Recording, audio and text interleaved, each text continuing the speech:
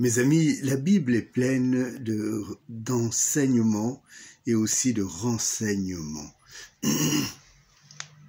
Quand nous lisons la Bible, particulièrement les livres de Joël, on parle de l'effusion de l'Esprit. Et nous sommes dans une période où, de la Pâque, nous allons vers la Pentecôte. Et donc c'est un moment qui n'est pas un moment innocent, un moment à banaliser. C'est un moment clé de la compréhension de l'action de Dieu. Pourquoi est-ce que, face à la mort et la résurrection de Jésus, fallait-il que vienne l'effusion de l'Esprit aussi, qu'on lit dans le livre des Actes? C'est que, en réalité, nous ne pouvons pas entrer dans la puissance de Dieu si la puissance de Dieu ne vient pas en nous. On voit des individus qui sont affalés, abattus. En fait, souvent on leur a ôté la vie, alors qu'on les voit toujours vivants. Mécanismes de possession, tous ces mécanismes de sorcellerie, ainsi de suite, fonctionnent de cette manière-là. De telle façon que les personnes n'ont plus la force de vivre, la force d'exister.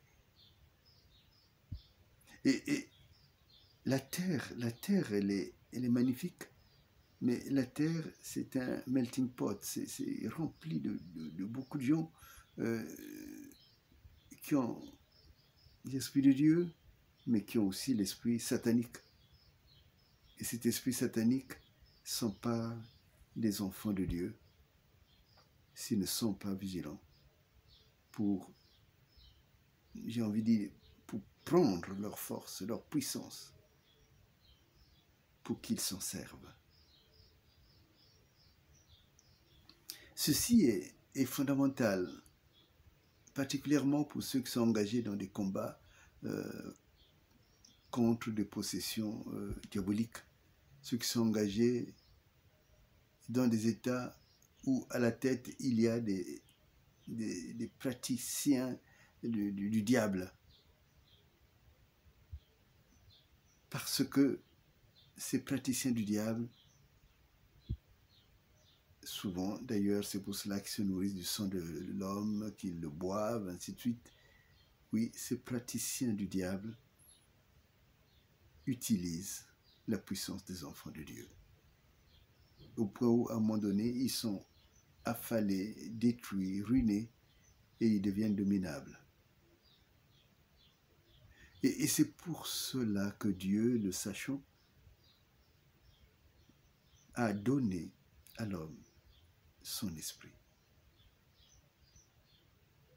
Quand Jésus part, il dit, je ne vous laisse pas seul, je vous enverrai l'esprit du Père. Et lui, il vous conduira dans la vérité, il vous conduira dans des actions qui donnent la vie, qui transmettent la vie de Dieu.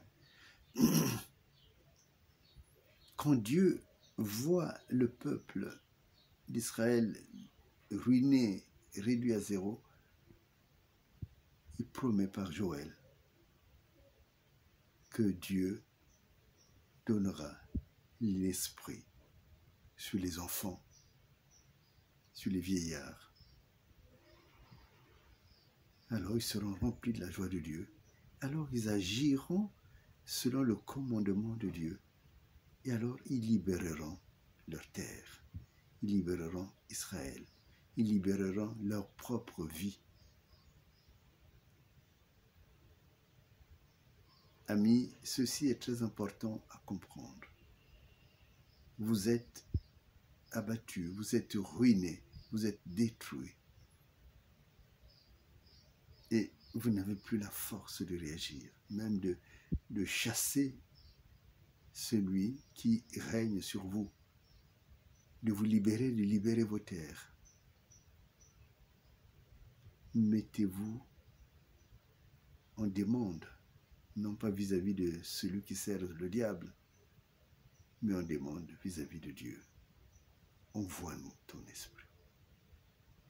Envoie-nous ton esprit de force, ton esprit d'intelligence, ton esprit de discernement.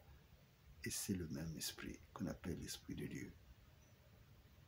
C'est le même esprit qui tient le monde loin des enfants de Dieu. Mais c'est le même esprit qui fait vivre de la vie de Dieu partout. Là où les hommes ont trouvé des forces pour se mettre debout, pour réagir contre les œuvres diaboliques et sataniques, c'est l'Esprit de Dieu qui était là. Là où il y a l'Esprit de Dieu, il y a la puissance. Là où il y a l'Esprit de Dieu, il y a la vie. Mes amis, sachez-le bien.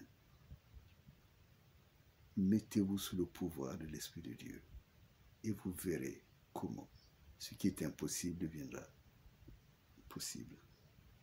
Vous verrez comment Dieu change les conditions de vie. Vous verrez les œuvres de Dieu dans votre vie, dans votre nation. Alors, nous pouvons dire libres. Nous sommes vraiment libres, car Dieu nous a libérés par le sang de Jésus et il nous renouvelle, il nous restaure par l'Esprit de Jésus. Viens, Esprit Saint, viens, viens, viens. Et sois sur nous. Amen.